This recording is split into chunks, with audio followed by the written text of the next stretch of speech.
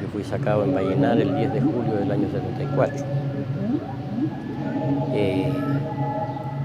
No les he contado por lo que se pasaba en su, sino que cosas muy suaves, porque mis hijos estaban chicos en esa fecha y era muy problemático crearles problemas más que los que tenían. Así de que ahora es primera vez que voy a confesar realmente lo que me pasó. ¿Fue Carabineros que lo...? Carabineros me detuvo a mí en Vallenar. Y de ahí me tuvieron 48 horas, 2 días en Vallenar, en unos estanques de cemento que habían, que eran cerrados arriba, que tenían goma las puertas, las cerraban así, quedaban herméticamente cerradas, adentro ahí excremento, todo eso, y las noches muy heladas, porque era puro concreto por todas partes, concreto armado. Así de que lo que tenía que hacer ahí era saltar y hacer gimnasia hasta donde podía para mantener el cuerpo abrigado. Y de ahí me sacaban los carabineros, esos unos gallos maceteados grandes, y ahí me daban golpes nomás, me pegaban nomás. Me amarraban y me empezaban a pegar entre tres. A preguntarme por armas, a preguntarme por gente que andaba fugitiva en ese momento, que tenía que decir a dónde estaban. El tipo de tortura que los hicieron ahí, lo sacaban a veces en el día, otras veces en la noche, y lo subían por una escala, pero no era venda, sino que una bolsa de esas que ponen las carpas, de esas gruesas, de un teleuque bien grueso que usan, la ponían así, pues sí que íbamos en esta forma, que llegaba hasta por acá la bolsa esa, casi nos ahogábamos. Y ahí nos conducían milicos para allá y los hacían subir una escala, los metían en un segundo piso y los sentaban en un sillón, porque eso se sabía que era sillón, porque tenía brazos a los lados, sentado, tenía respaldo. Y ahí encadenaban las manos y las piernas abajo, al sillón. De esa forma los empezaban a aplicar corriente. En los dedos, en el pecho, generalmente. Y uno con la corriente la verdad es que se seca tanto la boca que no puede hablar. Es como para que a la próxima tenga que hablar la persona, porque de ahí sale con los labios blancos uno, que ve agua por todas partes, no haya cómo tomar agua. Miren, nosotros pensábamos en morir, yo creo que todos los que estábamos ahí, porque resulta que había muerto tanta gente, la verdad es que nosotros no pensábamos que íbamos a salir de ahí. No lo pensamos nunca, todos pensábamos que eso era la última etapa que podíamos estar vivos, era hasta ahí nomás.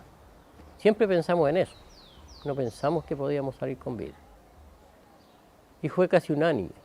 Yo creo que todos teníamos el mismo pensamiento, si era muy duro lo que se estaba viviendo. Hasta ahí sería lo que le podría relatar de lo que a mí me pasó en ese periodo que estuve. Y estamos mal físicamente casi todos, para trabajar, para todo, con muchas secuelas de dolor.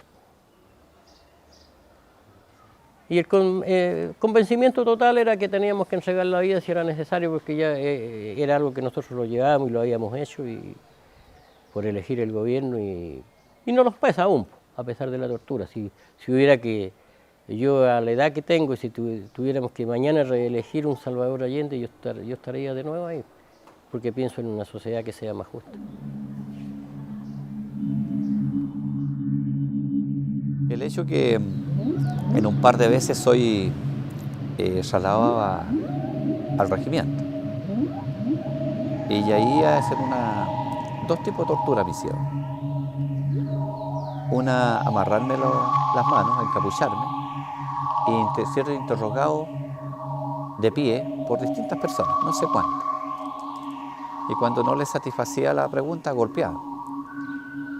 No sabía de dónde venía el golpe.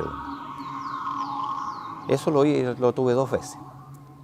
Y la tercera vez fue la parrilla, que le llamaban. Un catre metálico, amarrado, mojado, y que yo me acuerdo que yo hice el servicio aquí y éramos ingenieros de combate, así que había una maquinita que que daba electricidad para hacer explotar los tubos, unas cosas así. Yo pienso que era algo parecido a lo que lo ponía.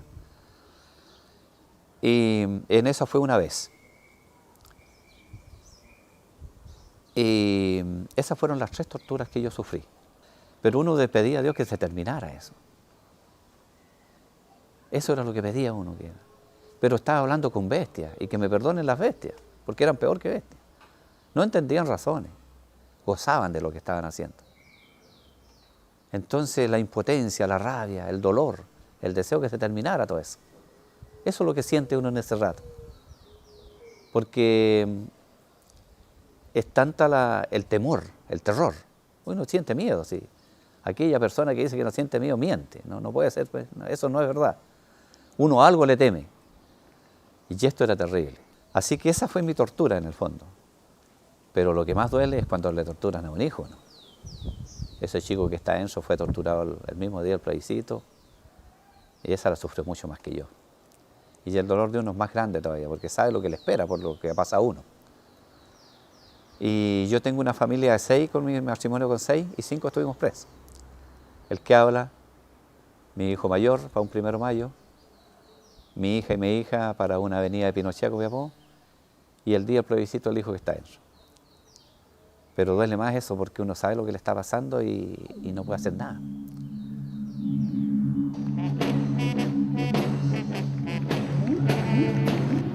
Por eso que a mí me molesta cuando dicen las Fuerzas Armadas no tienen nada que ver con esto. Yo soy responsable de mis hijos. Yo como eduque a mis hijos, es como van a ser. Y las Fuerzas Armadas como eduquen su gente que tiene, van a ser. Por lo tanto, ellos le enseñaron a matar. Esa es mi percepción. Jimmy Ulises Farías Díaz, ¿Qué edad tiene? 38. Si nos puedes contar en qué año fuiste tú detenido. El 88, el año 88, 5 de octubre del 88. El día del plebiscito. El plebiscito. ¿En qué circunstancias ocurrió eso? ¿Qué estaba haciendo? En mi casa durmiendo. Fue como las 4 de la mañana, yo creo que lo fue a buscar el CNI a la casa. Ahí me recuerdo que golpearon la puerta. Nosotros yo pertenecía al Partido Socialista Comandante, ¿ya? Y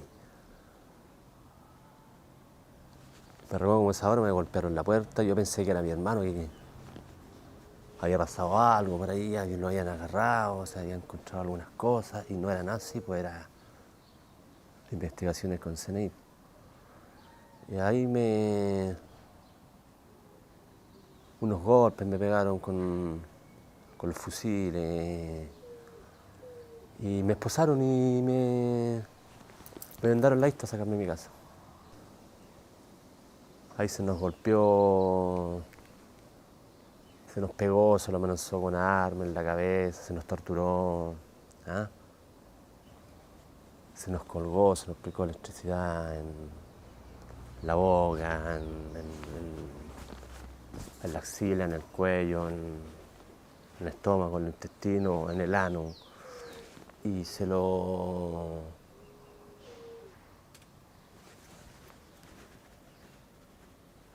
colgó, me acuerdo, no sé cómo se llama esa práctica de tortura, que le amarran las manos uno y uno en el pie, le ponen un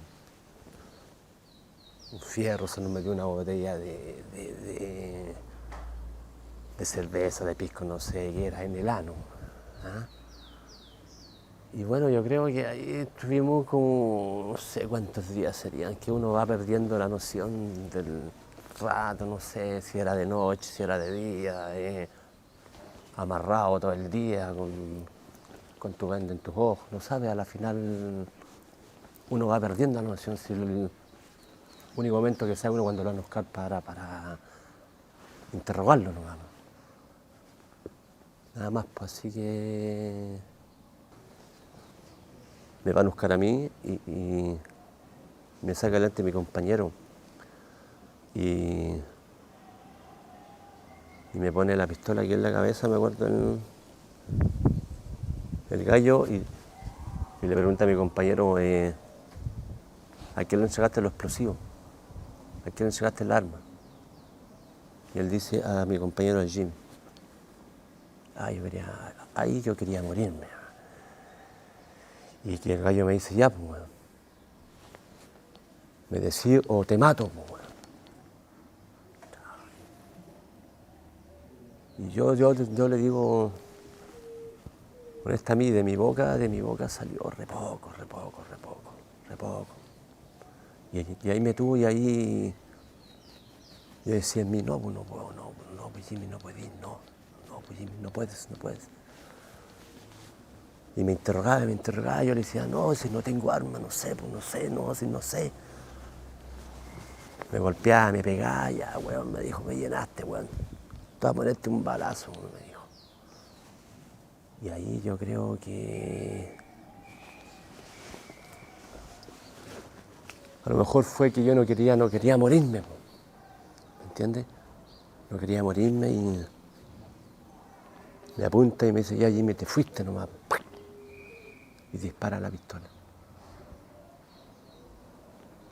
Y no tenía bala. No, y ahí me dejó, yo creo, no sé, pero me dejó ahí. Yo pensé que me moría en ese rato, en ese momento, y no quería morirme. No quería morirme.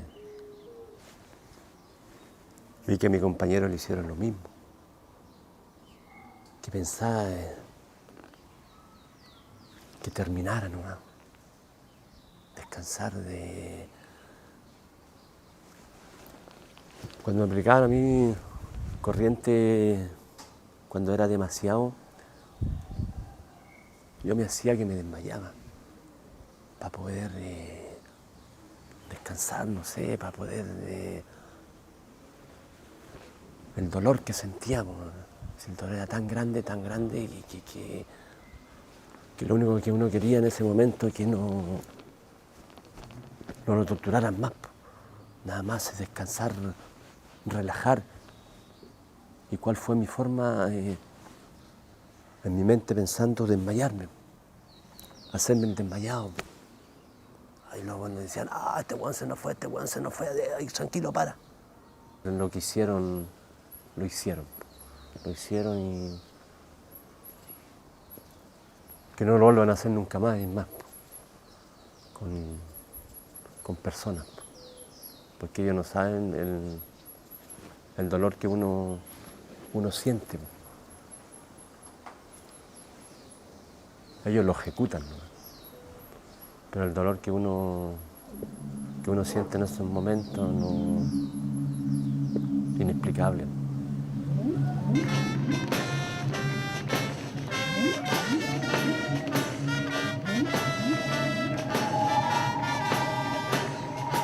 Bueno, los militares en sus cuarteles, ¿no?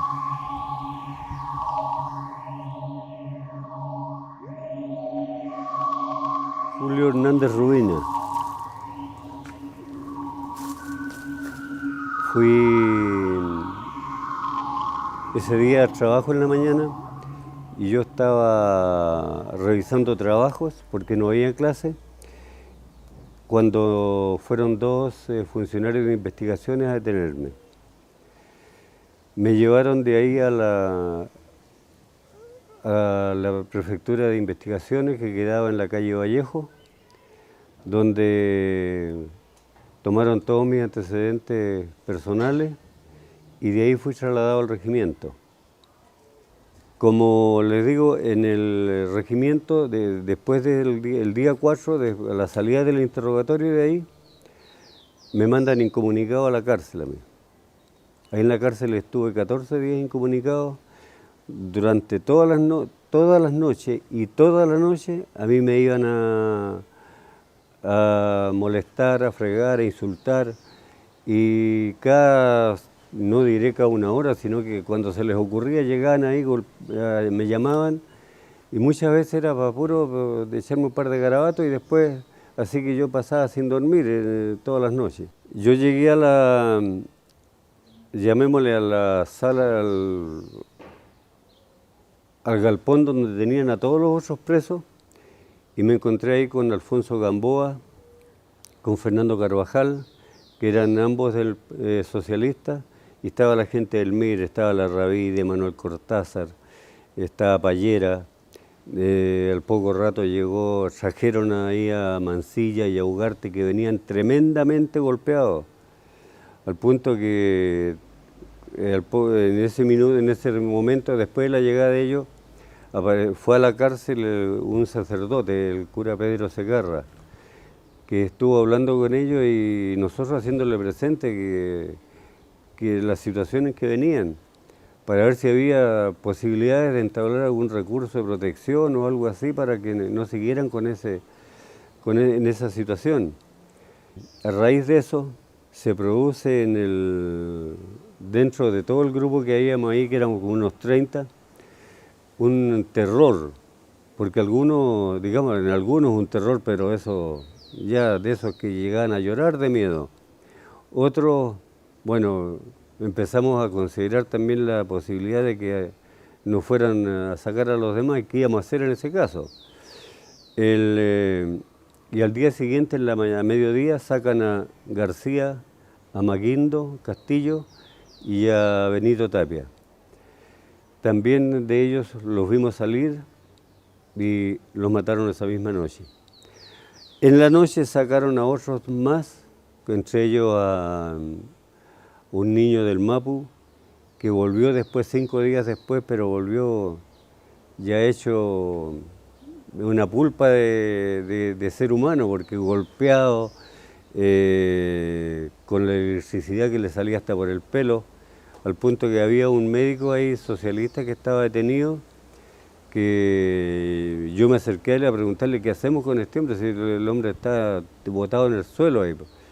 Entonces me dijo, lo único que no hagan, me dijo, es darle agua. Aunque él está seco porque la electricidad le saca todo el líquido, dijo, no le den agua.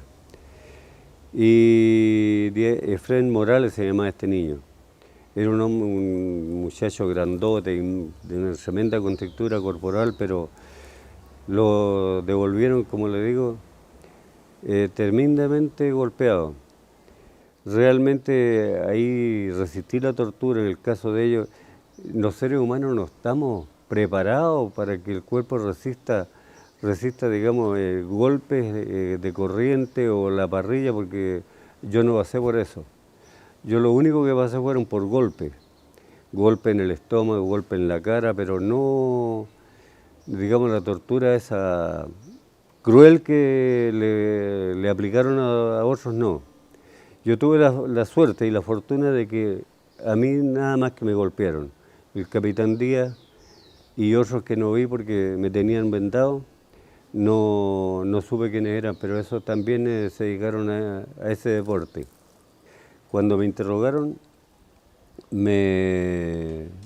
había un militar ahí que no sé quién era, que me dedicó todos los golpes en el estómago. Posteriormente lo mismo repitió el capitán Díaz, como le dije yo antes de ir a Chacabuco, la misma cosa. No sentí, digamos, el dolor de los golpes, sino que sentía la impotencia como un tipo de esa calaña ahí se sentía dueño de uno, porque lo golpeaba. Y después, posteriormente, en otra interrogación que me hicieron, me pusieron una venda y ahí fueron golpes en la cara, no. Pero no me decían nada, si de repente sentía el golpe, pero de alguien que ni lo sentía llegar siquiera. Y me dejaban ahí en silencio absoluto. Primero una interrogación y después el silencio y después los golpes. Pasaba un rato, otra vez golpe. Y después aparece el hombre bueno que dice, oye, se equivocaron contigo. Entonces es una cuestión que digamos, esa animalidad que tenían, esa odiosidad contra la gente de izquierda. Por eso que cuando yo salí de toda esta etapa de prisión, lo primero que hice fue presentarme al Comité Pro Paz para colaborar con la gente que estaba detenida. Y inclusive después trabajé en la vicaría durante 6 años, por el mismo sentido de esa responsabilidad social que sentía de que tenía que ayudar a los compañeros que estaban en esa situación, porque a nosotros llegaba la gente a pedir ayuda para sus familiares. Ese ha sido digamos, lo que me impuse yo en la vida, ayudar a los compañeros, tratar de que la sociedad no olvide lo que pasó con la dictadura, que no olvide de que hubo un proyecto de sociedad distinto, donde todos éramos seres humanos, donde iba a haber justicia y solidaridad, y no esta sociedad actual donde el no tener cosas, no tener auto, no tener casa, no salir al extranjero a pasear, es no ser nadie. Y por eso que hoy en día los marginados de la sociedad somos todos los trabajadores y los cesantes, porque mucha gente olvidó su ideología que tuvieron en esos años, y vemos que hoy en día en el gobierno hay una serie de gente que vendió su memoria, olvidó, le vino una amnesia total de todo aquello por lo que decían que lucharon hasta el año 73 cuando estaba de presidente Salvador Allende. Y hoy en día yo creo de que todos los que aún podemos hacer algo por juntar para que la gente entienda de que hay otro proyecto de sociedad distinto, que hay que construirlo nuevamente para poder algún día esta sociedad sea una patria para todos.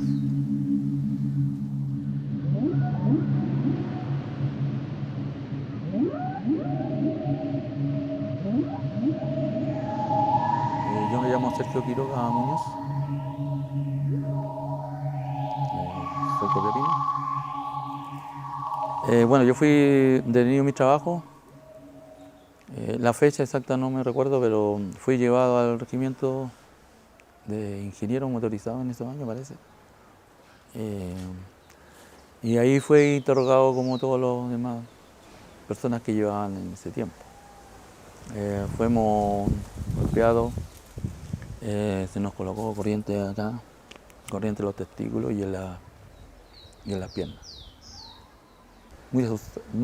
Mucho susto, porque era el año 75, o sea, 2 años después del golpe, y la verdad que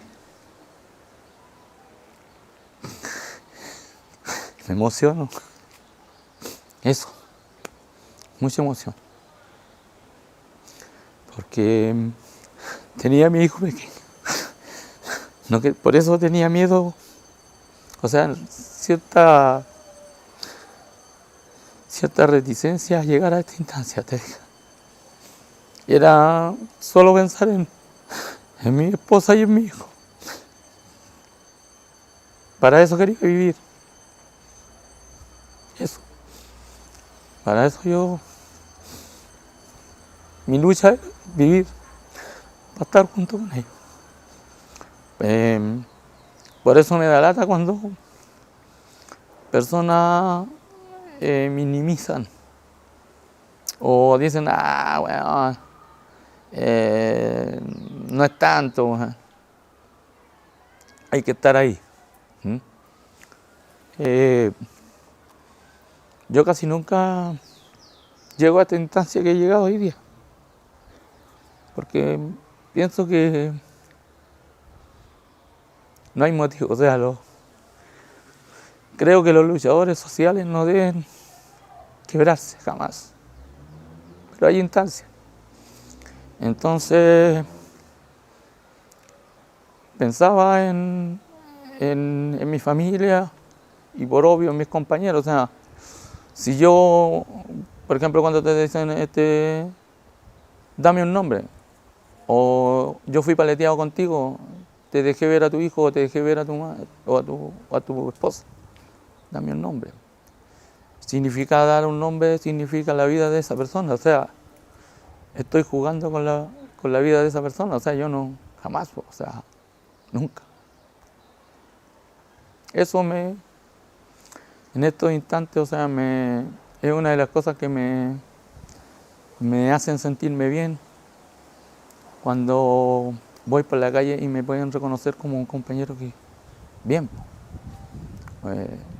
También entiendo a aquellos compañeros que por alguna razón de tortura entregaron algunos nombres, también los entiendo, o sea, porque no todos tenemos digamos, la fuerza, la convicción y la madurez política para poder asimilar todos los momentos difíciles.